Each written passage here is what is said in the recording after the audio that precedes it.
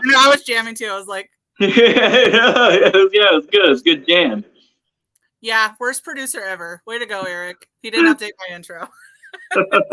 That's okay. I still love you. It's fine. Well, I found Pongo Joe. Here I am. I found him. I'm a little sad that your face is Nikki, but that's okay. Oh man, these days. You don't even have to say it. I know. I'm like once a week now, and that's like it. That's it. That's if I was in there just once a week. But I think we talked about. Did we talk about this? I can't remember. We're talking about makeup because I use. I don't know if you asked me about the Maron Paradise paint, the water-based or the water-activated stuff. Mm-hmm. I use that, but when you're doing the clown white, so frequently, I'd like to buy that giant vat of the grease paint. Oh. It doesn't feel good, but it's huge. It's like $24. It's the Maron clown white shit. And I hate it, but like when you're doing it so frequently, or you're doing it every night if you're at the haunted house and everything. Yeah. I use the Maron, the Star Blend. It's like dry and you get it wet. Yeah. And it goes on really easy and it doesn't smear and stuff. It doesn't feel terrible. Anytime someone says grease paint, I'm like, my skin. I know. Like, no. Stay on. Do you set it? Yes, I set it with the good old baby powder. Yeah, don't let anyone tell you need setting powder. You don't. Baby powder works just as good. Yeah, but so I know some people, who just, the sweat runs. Mine stays in a particular place. So like, I will get sweaty, but I won't completely like sweat my makeup off. It'll get like soggy looking. But other than that, it doesn't smear or fall off. That's good though. And you're busy. You're busy when you're out haunting. You're sliding around and oh yeah. It's a lot. Feeding people bananas. Yes, absolutely. That was I've done that a couple times, but that was a special occasion because sometimes you do these special event haunts that you do Christmas or Valentine's or something like that. Mm-hmm. And so not a lot of people come out, but that's also a good chance for other haunters to come out. And it was Nashville Nightmare who came out to see us over at Dread Hollow, and I didn't know he didn't like bananas. I didn't know he didn't like them. But I found out pretty quickly. I was like, I'm gonna give these haunters a little something extra. I'm gonna play with them with bananas and shit. And he was actually really grossed out by bananas. He was making gagging noises, and I was like, okay, well, this is a opportunity I must take. Absolutely. Joey said gross topic. Yeah. They're not for everybody. Hi, everyone's saying hello in the comments. If you have a question for Pongo, feel free to ask, and I will pop it up on the screen. So your first character was Pongo, right? That was my first popular character. I had characters before that, but I just had the haunt put me wherever I was needed, and I would like. In the early 2000s, there would always be like the traditional kind of haunt, and there'd be like a 3D clown maze section or something. But I was always put in like a boiler room, or I was put in like a mortuary. So I played like dead monster kind of guys. I'd have like, there was a zombie character that I kind of went with for a couple years. I say zombie, but he looked more like black metal King Diamond lookalike kind of thing. But I had done that character for like a couple years before Pongo came around. Nice. See, I feel like zombies are fun, but you only have like a variety of, like a very like select variety of noises. Yeah. There's no like really interaction as far as like an actual conversation. Yeah, it got a little dull after a while, but it was probably my 5th year of haunting before I would really start doing clown stuff. Because I was at the time, and even when I started, I was like, okay, most people think clowns are overrated, and that's still the same today. But even back then, people were like, "Ah, man, don't be a clown or whatever." So that I kind of just put that off for like so many years, and I was like, actually, I think I'd like to try it because there is such a wide range of trickster, things you can do with a clown archetype. Yeah, which is what I liked about it too, because I was the same. Like any character they would want me to do, and I actually said, "Hell no, I don't want to be a clown. That's stupid." And then I did it once, and I was like, "Actually, I can get away with anything I want." So yes. Yeah. So, and then you've got a wide variety. You've got like an elf, right?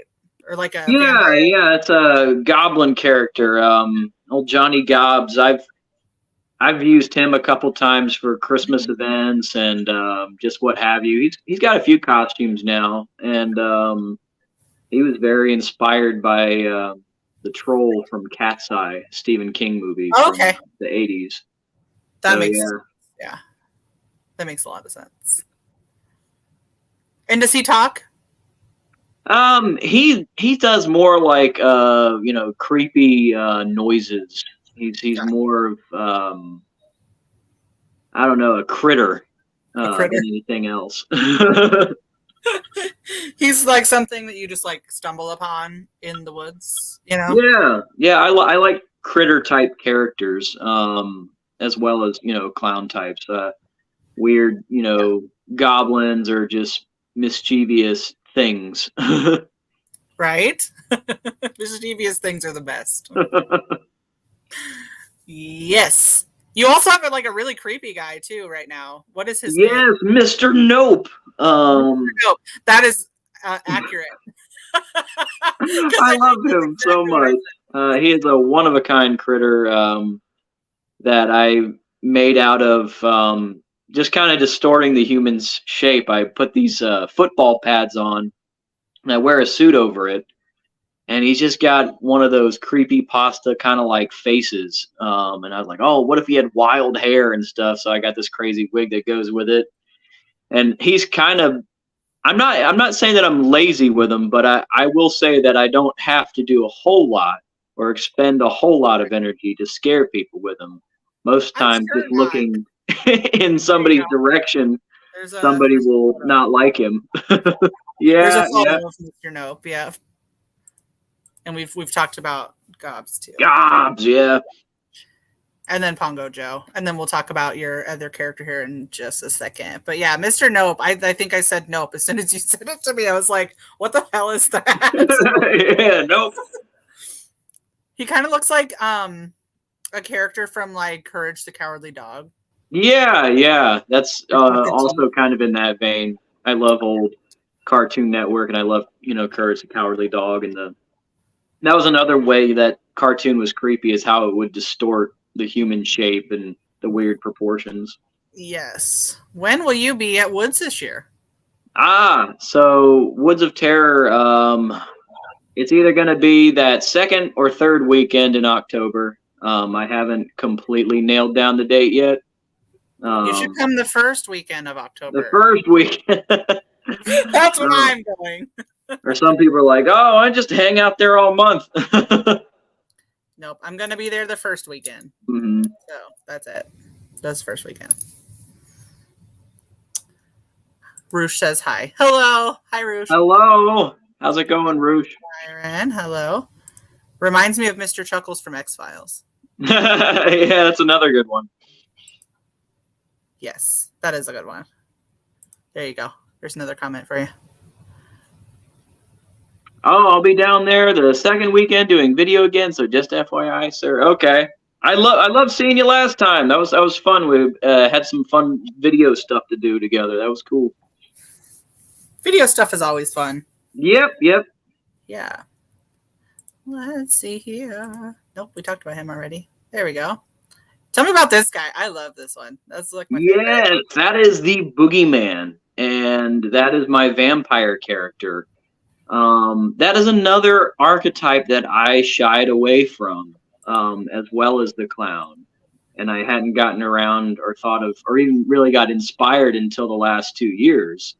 And I figured since, he could be centuries old, why not change with the times? Why not adapt to what's going on in, a certain decade? That particular version of the boogeyman, I call him. Yeah. He started out as like 1970s. I made him very, very 70s, and then he started changing a little bit to the 90s and early 2000s. I was very inspired by like Fight Club, and just like Blade 2 in particular, Guillermo del Toro stuff. Just kind of gritty, but also very colorful. And I found out I could do so much with that character. I initially, when I played vampires before that, but I felt like the only way I could play a vampire was to be very feral, very 30 Days of Night, which I love that, and that's a valid interpretation. But I kind of, anytime I ever did a character that was a vampire like that, it always that was the only place I felt like I could take it, until in the last 2 years, I wanted to do the boogeyman who's social. He's a vampire who likes to go out. He likes to party. He likes to be spooky. Yeah, that's a little bit about him. And he's going to change up this year. I'm going to have him, go through another evolution. Which is cool, which is good. I feel like sometimes characters need to go through an evolution to keep them like fresh and, for those of us that haunt, I mean, it's 3 days, 3 really long days. Yes. And so it's good to keep yourself fresh if you can, so it doesn't feel stale. Exactly. Yeah, absolutely. So are you still pretty much traveling, or do you have a home haunt? Yeah, I'm still traveling. Currently this year, I always have, Woods of Terror in the books. I will probably end up at Lake Hickory Haunts as well. And I traveled out last year to Texas, and I did House of Torment, which was a whole lot of fun. There you go. So, I may go back there. There are several Alabama haunts that I have neglected and I wanted to work for like a couple years. Like Hellbilly Hollow has like a Hell Night that, it's rated R, it's rated, it's extreme haunt, which I don't get to do very often. I mostly work commercial haunts that are very, very PG or PG-13. Yep. So, come like mid-September, I'm going to work 2 nights, there, and that's about 45 minutes from here. So, I'm kind of changing it up, still traveling, but yeah. That's always good, though. I feel like traveling is fun. Traveling. Yeah, it is fun. Yes, but also very tiring. It is very tiring, man. Some of these drives. Yeah. I've kind of made a rule. I kind of cut it off around 10 or 11 hours, because just driving that long is hard on me. I try to it's like, okay, well, a night of haunting is hard on me, but like half the time, yeah. and I've done this every year, because like North Carolina is about 7 hours. So I'll leave like early on a Friday morning and drive all day, and get to like Woods of Terror and get dinner, jump into makeup, and start working. No. I know, man. Isn't it terrible? I will be there the day before Friday because it's like an 18-hour drive for me, something like that. So it's even longer for you. Goodness. Yeah. I don't really have like a cap because I can drive about 15 hours in a day and be all right. So I'm like, well, yeah, whatever. Just any more than that, I'll buy a plane. I'll buy a plane. I thought about it. We'll see. I don't know how much Uber costs there. So, yeah, I don't know. Yeah. You got a point there. Well, and the Woods of Terror is like kind of on the outskirts of the city too. So Yeah. I'm And most like, haunts are. So what are the chances of getting an Uber at like 1 a.m., 2 a.m.? funnily enough, at Lake Hickory haunts, this was like right after the pandemic, and there were still some haunts that were not open. Dude had like folks with tents camping there for the weekend because they were, they were traveling. That's not Uh, a bad idea. it's not a bad idea, and some haunts have been getting savvy to the guest actors and stuff, and have been providing some nice lodging that isn't like a hotel next to an airport. Literally every haunt. Yep, Every haunt yep. ever. Where is home base for you? So I currently operate out of Birmingham, Alabama. Gotcha. Okay. That's kind of my hub. I don't know why I thought like Illinois. I know it definitely seems like that because I frequented MHC. I went to Midwest Haunters Convention, several years straight, as well as Transworld, which is in St. Louis. So I'm very familiar with the haunts and the folks up there. I've worked Massacre Haunted House, 13th floor, Chicago. But yeah, I'm definitely familiar with the area. Yes. Yeah, I'm not sure why I thought Illinois. I know that's definitely Slider. Slider Jesus lives up there. But Yeah, he lives there. I'm like, And we've done a couple collaborations. yeah. Did you see he shaved his beard off? I did. I've never seen the bottom half of his face. I can't say that I have either. I was like, I'm like, glue it back on. right? I haven't seen the paint though without the beard, so we'll see. Yeah, we'll see how that goes. I don't know. I feel like you always have the same hair. I don't feel like you ever change, really. Yeah. It's one of those things. I change about because I used to have like long hair, and the humidity and everything, and now especially this summer, it was just so hot I could not keep it long. And curly hair is such a pain in the ass to work with. So might be time to change it up again. Might be getting around there. Don't do that to me. You both can't do that in the same week. Hey, you never know. No. I'll be telling you. Glue it back on. Oh man, we'll see. So do you have a character that you have maybe thought about bringing to life, or like a character you want to do? Yeah, I've thought about a couple. And some characters take a couple months to really kind of mull over and think about, like how I'm changing the vampire character is going to be even more colorful. And I have a few costume ideas, but that's as far as I've brought that.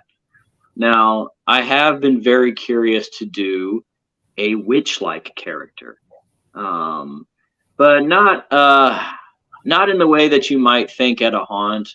Again, I'm inspired by a lot of movies and stuff, like many of us are. I really like Roald Dahl's The Witches. Okay. Have you ever seen that movie? Yep. Yeah, I like those witches. They're pretending to be these kind of glamorous, well, not glamorous, but like older, put together women. Mm-hmm. They got this hair that's done up and everything, and they got these horrifying purple eyes. And most of the time, what they do to cover up the way they look is, they wear these gloves, they have these like pencil skirts, and just, I particularly think of the witch that was trying to get the little boy in the beginning. Mm-hmm. He was playing in his treehouse, and the lady was just like, "Come down here, I have something for you. I have a snake. Little boys love snakes." It's really creepy. Mm-hmm. And I love that weird, creepy, like stranger danger like vibe that those witches in particular put out. Mm-hmm. So I absolutely want to do a witch character like that. You would do very well at it too. Yeah. I think that would do really well for you. Actually, Mhm. I really do. Like, can't read. Reading is hard. Mhm. Hi, Diana. How's it going? If you have a question for Pongo, feel free to ask. I'm like, there's some new faces in here. You have a question for him? Feel free to ask. I'll Yes, just put it up on the I screen. am all ears. Yes. I feel like that would be scary. A character just of ears. Just ear man. Just ears. He's always listening, you see. He hears everything, every whisper. Carries around like those little, like like the phones that you like hook on, you know. Mhm. Hello from Twitch. I didn't know that anyone still watches my Twitch, so thank you for coming in. Oh, nice. I don't use it very often anymore. Hello, hello. So, you also do some other stuff, right? You've been doing some voice acting, some. Yes, yes. So, my day job has been kind of a mixture of a few things. So I do video producing, which a lot of the videos you may see, on my TikTok, a lot of the high, definition stuff, I make those. I definitely get some help.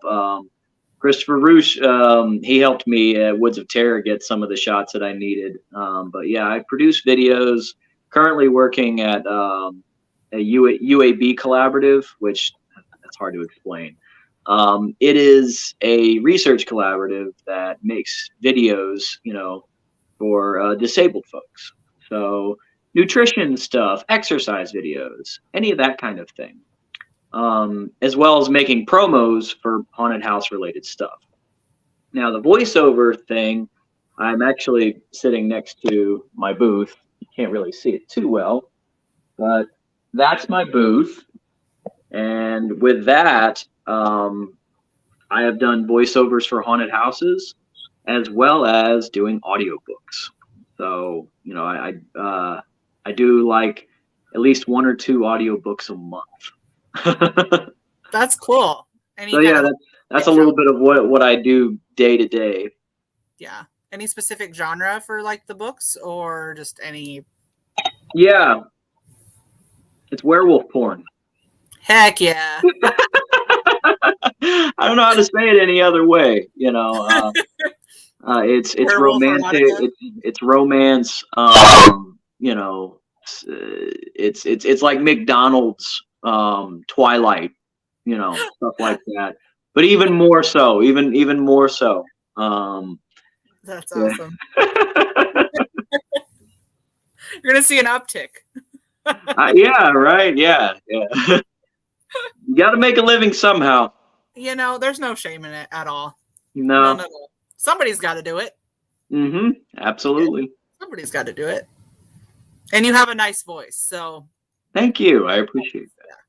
I always watch I fell into the TikTok hole, right? I was on TikTok for a while, and then I was like, I'm cool. I don't want to do TikTok anymore.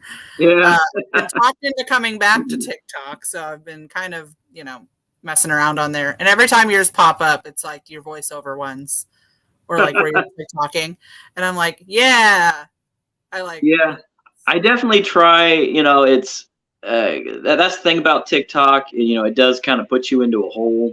A lot of people love, my haunt and sliding stuff, which I still love too. But you try to like maneuver out of it. It gets kind of tough. Right. I thought about making multiple TikToks, but I'm just like, I might be too lazy for that. But That's a lot of work. It is a lot of work. It really is. I don't know. Yeah, but you are right. Yeah, they do. Once you like make a certain type of content, then they expect you to make that type of content all the time.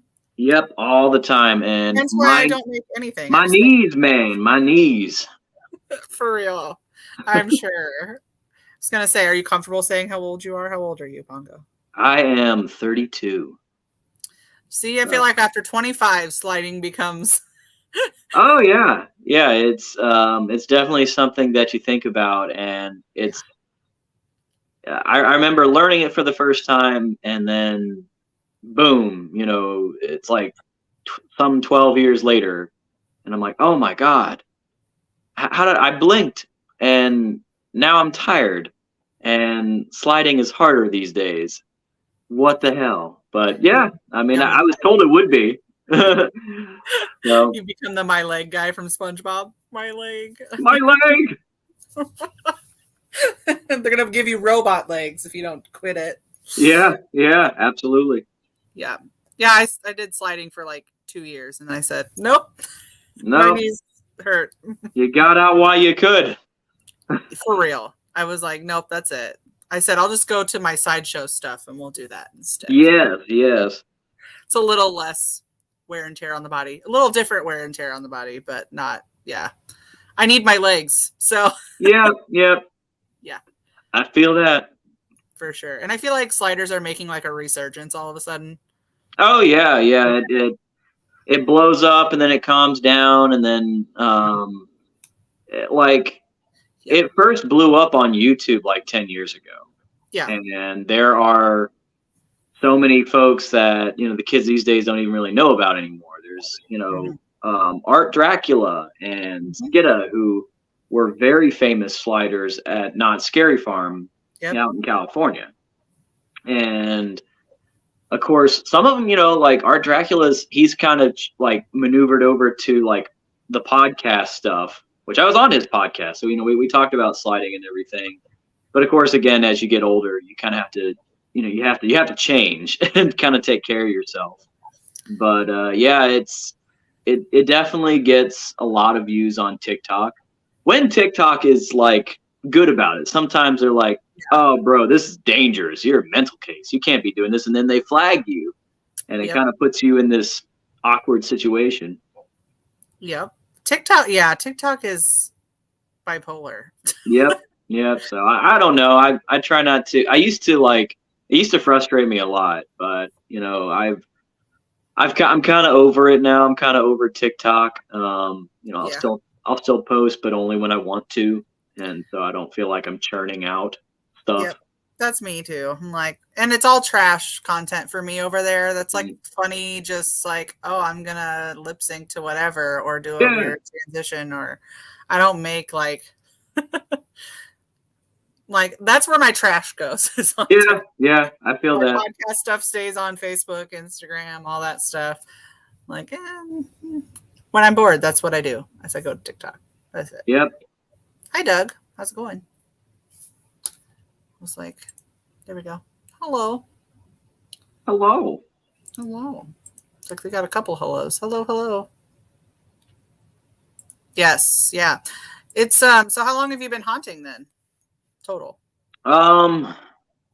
Let's say, okay, this will be my 13th year. Same, twinsies. It's a special year, right? 13. Yeah, special, very special. Yep, 13's a fun one. Do you have like a favorite character that you've played that you don't play anymore? So I don't play the hunter character much anymore. He's kind of molded more, into how I do Pongo these days. Gotcha. Pongo's become more cowboy. Yeah. And I do the gun spinning stuff with it. So it's a natural break, from sliding all night. I can, do my gun spinning tricks and stuff like that. But that's something that I used to do with the hunter character, which I still love, but I haven't really felt the urge to bring him out in probably about, it's been about a year, 2 years. Yeah. So. Yeah. I did notice that Pongo is a little more Western. Yeah. I was feeling it. I like it. I think it looks good. I think it works. Yeah, I'm into it. I've been influenced, by, I think where that came from the most was I did 2 years at Nashville Nightmare, and Nashville kind of brings a certain kind of Southern, And so I was just, I listened to a lot of Orville Peck as well. Okay. And so I was like, I'm digging the cowboy aesthetic. How can I, kind of merge this with a clown? I love it. I think it fits really well. I know. Thank you. I was wondering. I was like, well, maybe he's Western Pongo now. Yeah, yeah. That happened last year, and I just ran with it. I didn't have a whole lot of ideas, like changing it around. It fit really well, and so that's what I'm running with. Nothing wrong with it. I dig it. I dig it. So do you like the hands-on haunts? Do you like the Yeah, so I had a chance to work one a couple years ago. mm-hmm. This was out in Georgia. And they're fun, and more often than not, those crowds are smaller. So either way, you're spending more time with them. You Yes. get more interaction, and it doesn't necessarily always have to be extreme, but it just it makes for a more memorable, meaningful interaction with a guest sometimes. Yeah. It's not always like that, but my scaring method also changes depending on the crowd. So if we're really busy, like at Woods of Terror, if I'm wanting, I find myself scaring more groups, and not honing in too much on an individual, unless it's really good. But more often than not, I'm trying to, expand the scare, and I don't always have the intimate time to spend, one-on-one with a guest that I would have at a more extreme, smaller haunt. Right. Which it's just different. And it's another change of pace that I welcome. Which is good. Like when you've been haunting as long as we have. Yeah, you come to appreciate those kind of things. Yeah. You like fresh and new and exciting, You got to keep it rolling. Keep the excitement rolling. Yep. Woods of Terror is awesome. If you haven't checked it out before, it's worth the trip. Absolutely worth the trip. Even if you drive if I can drive 18 hours, you can drive. You can do it. I always recommend Woods of Terror, and this isn't to knock like the amusement parks or stuff. I mean, I love them. I think what HHN does is like really good, and it's like high production value and stuff.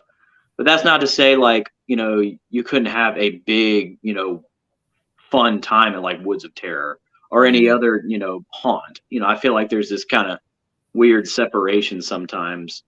But, I think Woods of Terror offers, a huge experience. For sure. So I'm like, let's get people traveling there, or another, I get whatever you would call mega haunt attraction.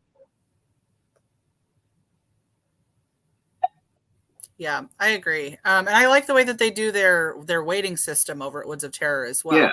Where you don't necessarily wait in line the whole time. You just wait for your movie. Right, yeah. So you're just kind of like wandering around, which also makes for interaction very cool interaction, because they're just kind of like hanging out. They're not really exactly expecting to be scared per se, because they're not even in line yet. So And I've worked at haunts where that's all it ever was a big line.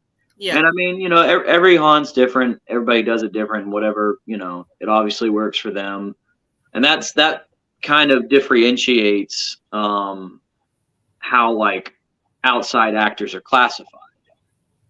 Some people only know the term queue line actor, or they only know like midway monster or roamer, or lot actor, which you're in a parking lot, because some haunts that's their how they look. So it's different. It is different. I don't know where Hollering Haunts is at. Yeah, I haven't heard of that one before. Where is that at, Doug? Hi, Jason. How's it going? That's Biggs. Biggs the clown. Hello. Um, there you go. You got a hello Pongo out of that as Hello. well. We got separate hellos. That's fine. So do you have any advice for maybe some up and coming haunt actors? I know everyone kind of joins at different stages in life as well. Yeah. But if they're just getting started. That's a good question. I recently helped out it's not like they're kind of a new haunt. They've been around for about 3 years. They're called City of Chaos, and they're down here in Alabama. And I went to their auditions, and I helped out some just brand new actors. They've never done any theater. They've never done anything. This is where they wanted to start. Haunt acting, Yeah. So starting with that, again, I'm always looking at movies. Watch the monsters you see in movies, and you see how different they are. Well, the difference between how Michael Myers is scary and how Leatherface is scary is vastly different. And I would encourage, if you want to scare people at a haunt, how do you want to do that? What does that look like? Are you, 6 feet tall and your presence is just intimidating? Do you learn that about yourself and do you take that with you? Are you small? There? You still there? Did I miss you? Yep, I got you now. Okay, I can hear you. I don't know. Is that me? I can't tell. Pongo, come back. Maybe. There we go. Okay, I think we're good. I think we're fine. I think we're good now. But yeah, as I was saying, what can you learn from these monsters you see on TV, and how do you think that would influence how you would scare, at a haunted house? That's where I would start. I know that's where I started. Yep, absolutely. I mean, sometimes you just have to jump in and kind of take lead from others as well. But yeah, movies is a good place to start. Yeah, yeah. Like a really good place to start. And like your own fears. I think there's always, as well. There's always, a lot you can learn from your fellow actors and, folks who have been there for years, and, they know what works. Yeah. And I feel like you never stop learning either. If you're a good haunt actor, there's always something to learn and something to like gain from your fellow actors as well.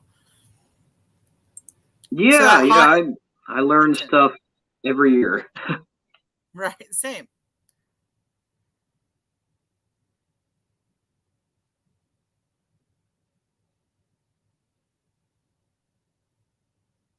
So Clinton, North Carolina, is where that hollering haunt is at. Okay, I'll have to check them out. Classes. I don't think so. I don't think formally. They do offer some at like Fear Expo, which is a new yes. show. I did teach a haunt acting class at Fear Expo. Yeah. Which I did this year. So I was supposed to be this year, but yeah. I will be going back to the City of Chaos to do an acting workshop. So, sometimes not every haunt does it, but it's cool when they do. There's definitely acting workshops that every haunt I think should do. I've done it. I know Alan Hops has done it, and there's been a variety of other folks who have traveled to different haunts, not just to act at them, but also to teach at them. Yeah, absolutely. Thanks, Jason. Thank you. Yeah. Appreciated it. We try. I was like, there's my thought. It went away. It was like, gotta love you. I'm like, look, there it goes. It's leaving. Did you see it? It went that way. Have you thought about doing any like movies? Yes, yes. I have been in feature films before. And like Pongo has been in some ways. Like so, in 2018, they did a movie called Hellbilly Hollow, and it was based around the haunt. Yeah, yeah. And Pongo does a cameo in there. I'm in a really bad John Travolta, Fred Durst movie called The Fanatic. Okay. I'm not kidding. It's just a poster. It's just a poster of me, but you can clearly see me in the background. Every now and then, I'll get somebody who messages me like, "Is that a picture of you behind John Travolta?" And I'm like, "Yes, it actually is." I want to get back into doing more movie stuff. I did a music video 2021, but I haven't had a chance to do any kind of movie thing since about 2018, 2019. So I'm looking to get back into it. It's fun. It's fun. I enjoy it. Yeah, I saw you did a movie recently where you were in a school with old David Howard Thornton. Yep, yeah, The Dead Place, which will be out October-ish. But that looked like a blast. It really did. It was very fun. I was a teacher for half of it, and then Mischief makes a cameo during a nightmare sequence. So, yeah. hell yeah, man. Oh yeah, it was pretty funny. Because a lot of those people don't know me at all. So I showed up, very like put together turtleneck, black turtleneck, teacher makeup. And then during dinner break, instead of eating, I went and put Mischief on and changed clothes completely. Yeah. And he was like, "Oh, what's your name?" I'm like, "I've literally been here all day," but it's fine. That's the fun of it. That's the magic sometimes, You can just put on the costume and go off. For sure. Yeah. I was like, I don't feel like I look that different, but that's okay. People will tell you that. They'll be like, "You look like a completely different person." I'm like, "Oh, huh." Your hair gives it away for me. Yeah. That's always the one giveaway. You have like very specific hair. Yeah, it's literally Nickelodeon Doug hair. Now that you say that, yeah, it definitely is. Doug is the shit though. So it's fine. It's okay. Yeah, there you go. I put it in the comments for you. The Dead Place. Yeah. The Dead Place. The Dead Place. Yep. And if you go to like David's IMDb, it's on there. It's on mine also. Like I said, I think October-ish is what we're shooting for. So we'll see. Oh yeah. Yeah. Lucas says, "Oi. Oi. Oi. Oi. Oi. I think that's oi. Yeah. Oi. Hi. Hello. I was like, watch that not be what it is. It's something completely different. So how long do you think you will haunt? Do you think you'll haunt until you just can't anymore, or? Fuck no. I will absolutely retire and, leave on a good note. I don't want to be hobbling around and crusty with it. I haunt in the way that I do for a reason. I love guest acting. It makes it super easy for me. The traveling can be hard, but it can also be a whole lot of fun. Mm-hmm. I go. It's like a work vacation. Right. You get there and you get to see a different kind of haunt. You get to work with a different kind of group. And that is just so much fun to me. Mm-hmm. But I do it that way so I don't get bored with it. But I know eventually I'm going to get a little old and a little, I'm getting there a little bit. I know eventually I'm going to get a little grumpy about it. And, I don't want to be in a place where I'm like, "Oh man, one more year. one more year. I want to be in a place where I smile and I be like, all right, I think that's it. Yeah, And then, move on. But I can't really tell you when, for it sure. could be next year, or it could be 10 years. I don't know yet. I have to wait for that feeling to kind of, Just be like, yep, I'm done. yeah, Feels good. Yeah. exactly. Where you're not sad about it. Right. Yeah, exactly. Yeah, I feel that. I've taken like 2 years off and I'm so ready to get back. It's not even funny. Yeah, yeah. I feel really bad for like the first 10 people I scare because it's going to be relentless. You're going to get it. I'm going to get it. They're going to be scared. What is your favorite scare over the years? Oh man, I have a collection. So the way I kind of rate it is like simple to complex. I love a simple jump scare. And this is, a technique that I've done. Anybody can do it. But it's different when you're outside and you don't really have a place to hide.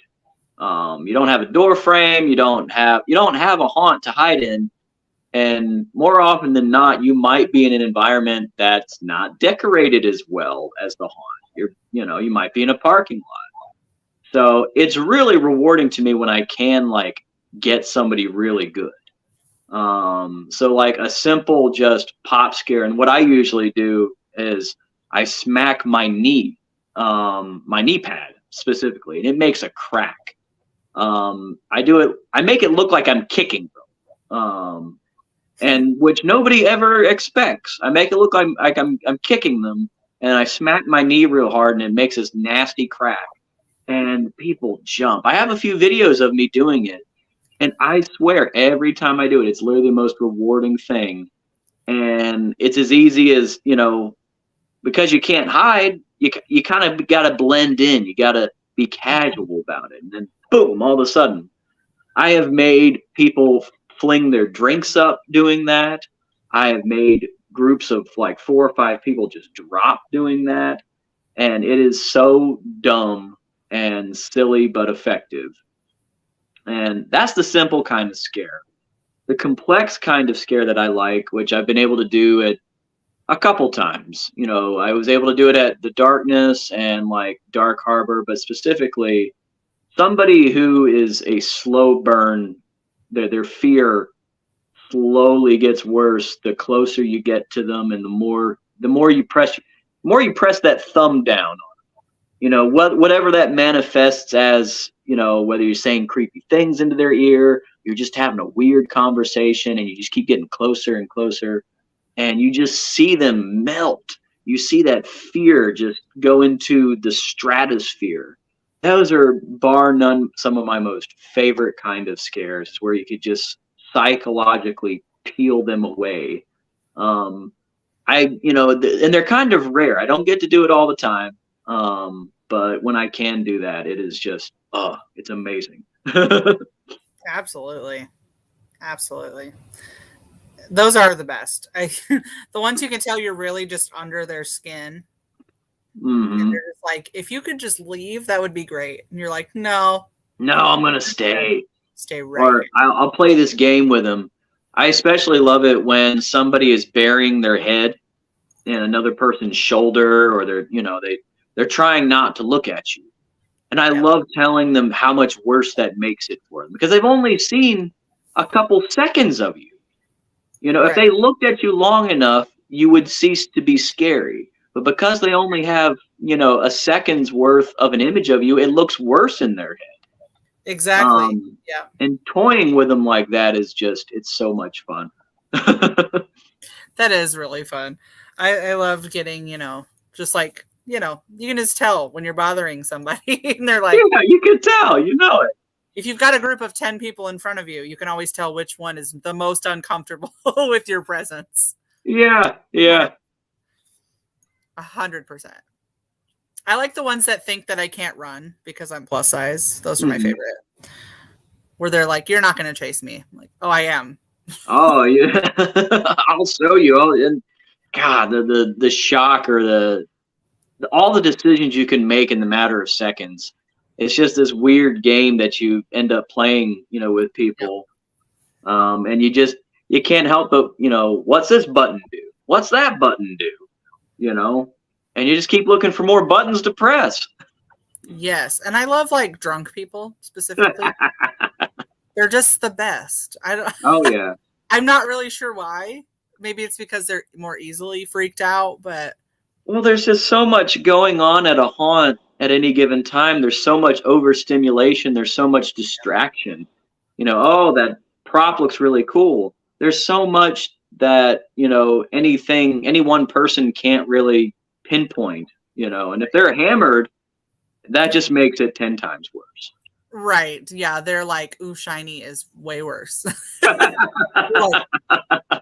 like, wow, look at all this stuff. This is, oh my God, there's a person there. Yeah. Yes. Oh, that person's real. When did you get here? I worked at a haunt, the same haunt, for like 8 years, 9 years, something like that. So I knew like ins and outs and Oh yeah. all of that. And I had a guy that was like 21, fresh 21. And he's one of those like, I'm not scared. You can't scare me. So I, come up to him and I say, I bet you one goat and a Skittle that I can scare you. And he's like, I don't know where I'm going to get a goat from, but sure, let's do it. So I went in with them to the first room and I just disappeared. I was in their group and then I wasn't. And they're like, where did she go? You did the Batman. I was like, and they were like, where did she go? So I went about 3 rooms ahead of them and I'm like waiting in the doorway like this. Oh yeah. And then he comes flying around the corner and I was like, hello. He screamed. He screamed. I was like, I thought you weren't scared. And he's like, I wasn't. I said, you just screamed, so you owe me one goat and one Skittle. Yes. Like, damn. I did that probably like 4 more times where I just popped out somewhere and I went like 3 rooms or a couple rooms ahead and I was waiting for him. And he's like, how are you doing that? I said, Oh, yeah. In clown school, they teach you how to teleport.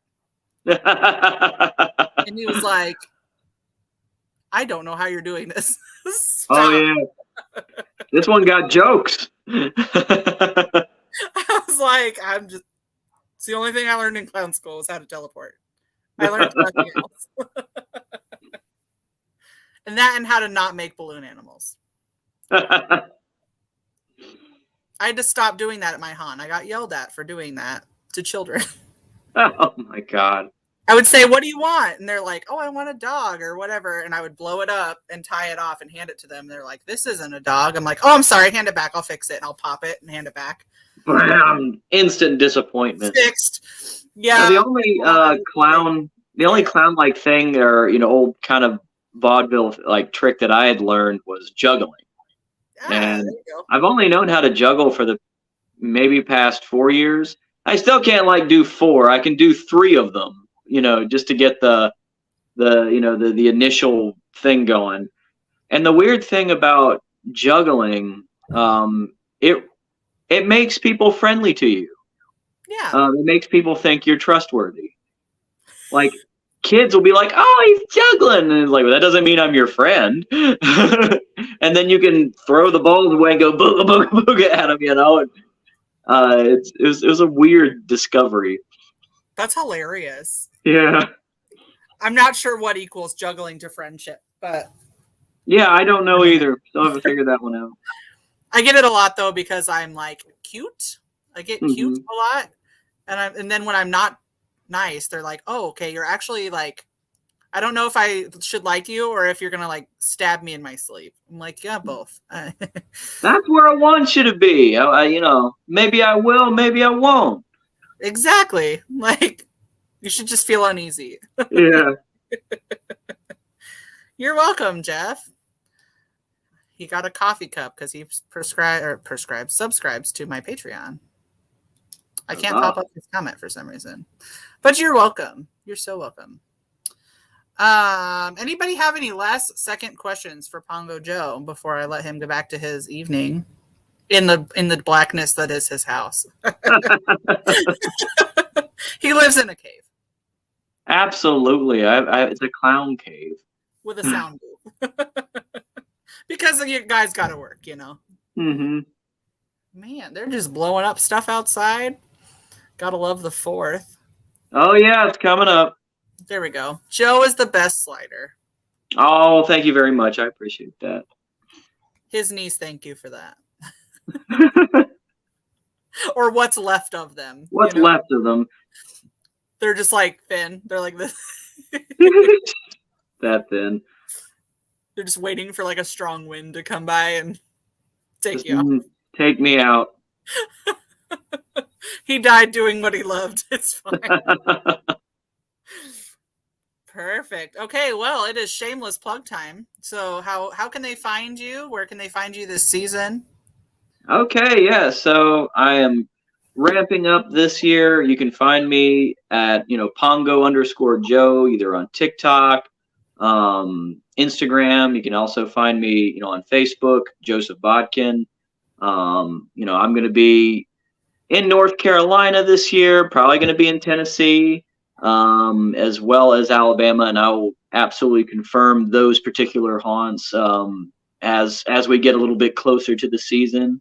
Yeah. I forgot to mention, I do still make slider gear. So if you are a slider and you want some spark gloves or some recaps that will be super durable on those knee pads of yours, I can make them, and you can buy them from me if you like. Other than that, I will be taking out the camera again this year. I usually make a end of the season recap video. So if you're an actor or whatever at one of these haunts, you might be featured in one of my videos. So yeah. They want to know if you also have a Twitch. I do have a Twitch. I haven't been on it in a little while. Okay, that's an old name. But it's Jareth8, Jereth8. Very gamer nerdy stuff. I'm not on it a lot, but every now and then I do a live stream of some of the video games I play. Perfect. Yes, so go follow him. Go follow what they're doing for haunt season. All sorts of fun stuff all year long from Pongo Joe. So thank you for coming on. I appreciate it. Yes, thank you for having me.